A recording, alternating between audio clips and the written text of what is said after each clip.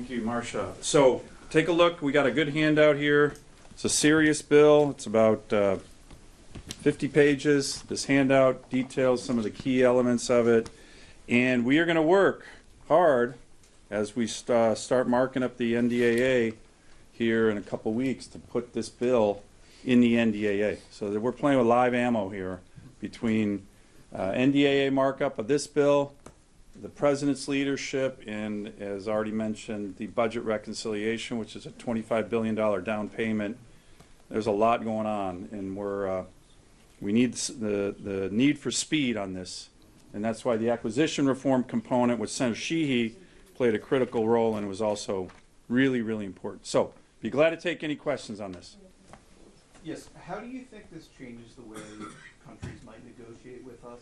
And do you think this could lead to, I don't know, an arms race or a faster buildup of nuclear weapons? Yeah, I think there's this idea that, hey, we're going to be militarizing space, right, with a component of this.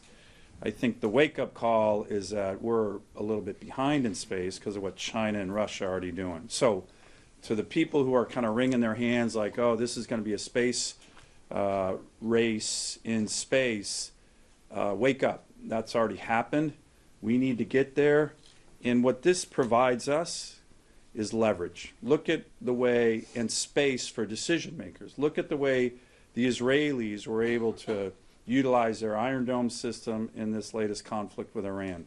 It takes away, it hopefully will take away the threat from major countries or rogue nations to come after our country. So I think it provides leverage, decision time for leaders, and it does put other countries, our adversaries, on the defensive because, as I mentioned, I think it's clear, I think most countries in the world know, we're the only country in the world of this size that has the technological capability to do it, and we should do it. And that's President Trump's vision, and we're backing it up with regard to strong legislation to make that a legacy in the law. Yeah, I'm going to just add a couple of things. One is, Senator Hoeven referenced earlier North Dakota's two legs of the nuclear triad. It is our nuclear triad with its offensive capabilities that has never fired a single missile that has kept the world safe from nuclear war. The deterrence itself is relevant. In the case of Golden Dome, I recently, in an Armed Services Committee hearing, asked the Chief of Space Operations, General Saltzman, if he was concerned about some of the comments that have been made only by our adversaries, I might add, President Xi, for example, President Putin, who have claimed that this would accelerate an arms race, perhaps in space. I asked him if any of our adversaries have offensive weapons in space, and he articulated a couple of very specific ones. So Dan's exactly right. The reality is, the safer the United States is, the safer the world is. Yeah. Hi, Joe Gould with Politico. Thanks for doing this. Given the relative lack of detail from the administration on what it wants to do with the Golden Dome, is there any concern about spending $25 billion in the reconciliation bill, and to what degree does this bill try to fill in the blanks? Yeah, that's a great question. By the way, the budget reconciliation bill, if you've seen, you know, there has been some criticism on this as it relates to the details. The details are pretty specific. Joel, I have them here if you want to see them on what's in the budget reconciliation bill. For the Golden Dome, the different line items, they're here, so it's pretty specific. But what we do here is that in a whole host of other areas, we try to drive timelines, right? So put timelines on the development of this, which, as you know, statutory timelines can be very, very useful to move a project forward. We mandate testing, real-world testing, which it's kind of this yin and yang thing with the military. They wanted that provision, but some don't like it. But we drive that, again, for innovation. We have a whole host of areas that you might not think of as when you look at our great graphics works of a Golden Dome. To Senator Sheehy's point, we definitely have provisions that look at the counter-drone component. You don't want to build a beautiful shield that's very expensive and then get hit by cheap drones.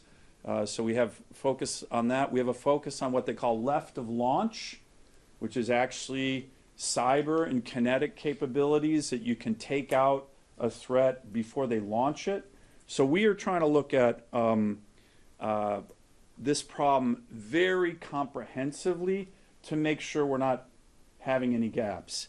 And then there's a lot of focus on the defense industrial base reform, integrating both the legacy systems, Alaska, we're the cornerstone of missile defense with all the ground-based missile interceptors in the country right now at Fort Greely, all the big radar systems out in the Aleutian Island chains, a Clear Air Station, but we're integrating that with new technologies, particularly in space, and the fact that this really emphasizes off-the-shelf acquisition. There's so much out there that we can do in terms of competition, and this whole idea of open architecture.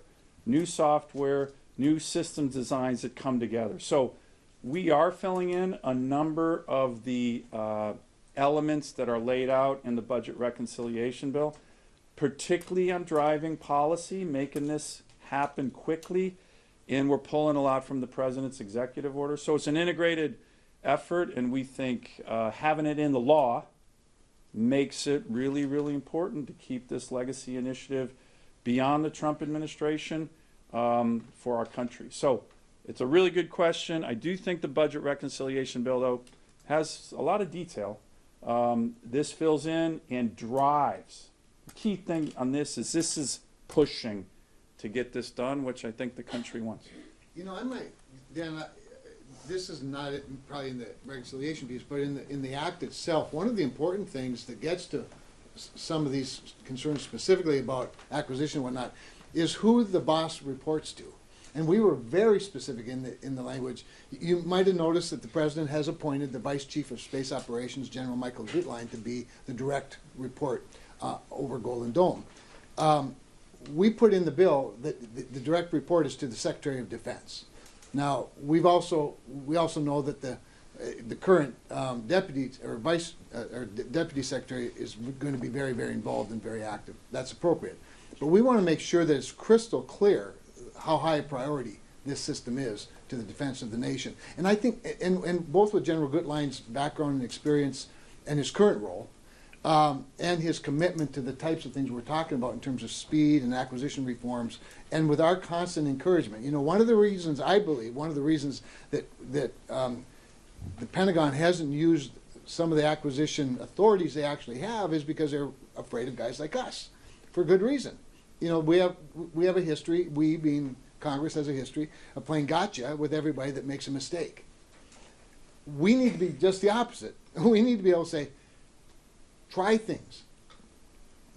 Take some risks, calculated, keep us informed for sure, but we have to move at a faster pace, which requires a more entrepreneurial spirit, not just with open architecture and the primes working with the new entrants into the marketplace and all of those things, but even in how the Department of Defense itself is governed is important. So that's an important specific piece I think that we put in there. Let me add one thing too. Yes.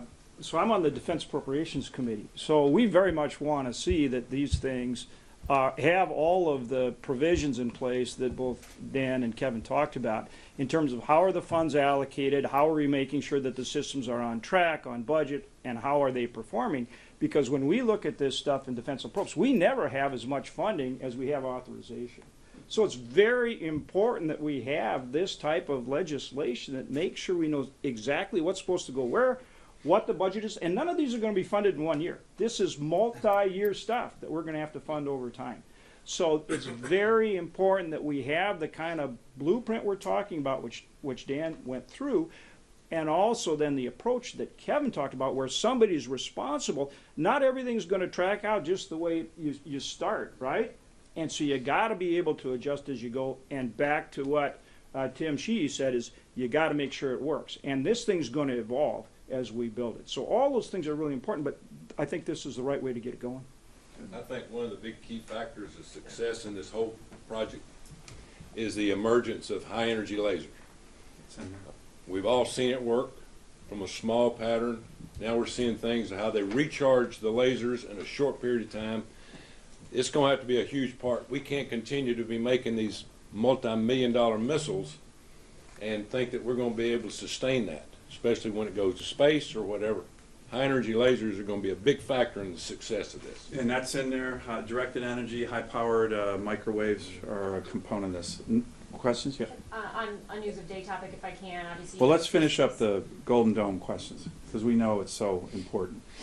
And you guys have a million more questions on the importance of this initiative. Any other questions on this great initiative that you're all very excited about? Okay. Yes. If I can, obviously your classified briefing regarding the strikes in Iran and the ceasefire deal has been postponed. Yep. Were you guys given an explanation as to why, or are you disappointed you won't hear from the administration? I think it's postponed till tomorrow, correct? Thursday. Thursday. I was not given an explanation, but sometimes these things happen, and I think Pentagon, you that- already reported everything.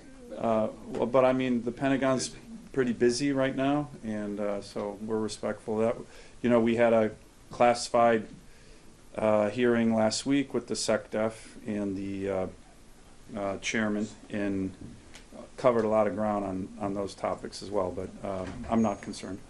A question for Senator Sheehy. Regarding the public lands provisions in the reconciliation bill, those have now been struck out by the parliamentarian. Just your reaction to the fact that those are no longer up for sale. Would you oppose any future amendment? Yeah, Senator Can we get Daines, to the microphone, sorry. yeah, Senator Daines and myself and the entire Montana delegation have been united on that. So we're pleased to see that it's stripped out, and hopefully that's that. Other questions? Okay, thanks again, guys. Appreciate the attendance. Thank you very much. federal lands in Alaska for sale.